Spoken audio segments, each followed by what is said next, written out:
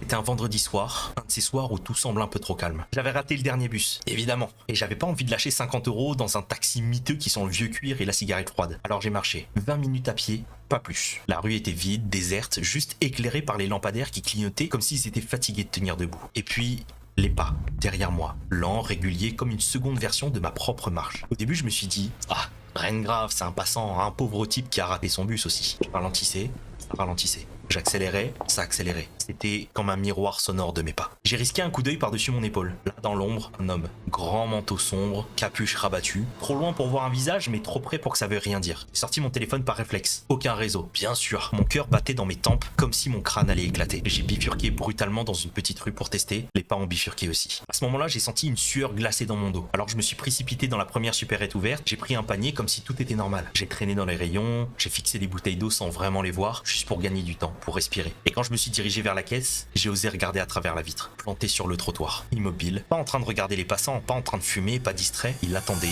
moi. Le caissier a remarqué que mes mains tremblaient. Il m'a demandé si ça allait. Alors j'ai balancé tout d'un coup, d'une voix basse et hachée. Il a eu ce regard inquiet, ce petit froncement de sourcils qui dit « Ok, c'est sérieux ». Il m'a proposé d'appeler quelqu'un, j'ai hoché la tête et composé un numéro en vitesse. Quand j'ai relevé les yeux, la rue vide, envolée, disparue comme s'il n'avait jamais existé. J'ai pas réfléchi, j'ai couru jusqu'à chez moi sans jamais oser regarder derrière. Depuis ce soir-là, j'évite de marcher seul la nuit. Mais la vérité, ça change rien. Parce que parfois, même en plein jour, quand je traverse un passage piéton ou que je rentre dans un magasin, j'entends ce vieux rythme familier. Ce tac tac tac, il se cale sur le mien et je sais, je le sens au fond de moi, quelque part. Il est toujours là.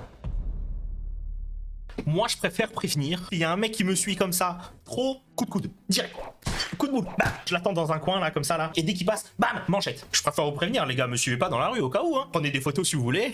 Trop flippant, toujours avec un taser juste au cas où, dans le doute, vaut mieux prévenir que guérir. Voilà, un taser ça coûte quoi, 15 balles sur Amazon? Ou un petit pchit au poivre là, vide une meuf. Et j'avoue, je sais pas ce que ça fait, mais moi, si ça me fait ça, paf, je suis célibataire depuis trop longtemps, s'il me suit, c'est assez risque et péril. Oh, alors toi, tu vas prendre, toi.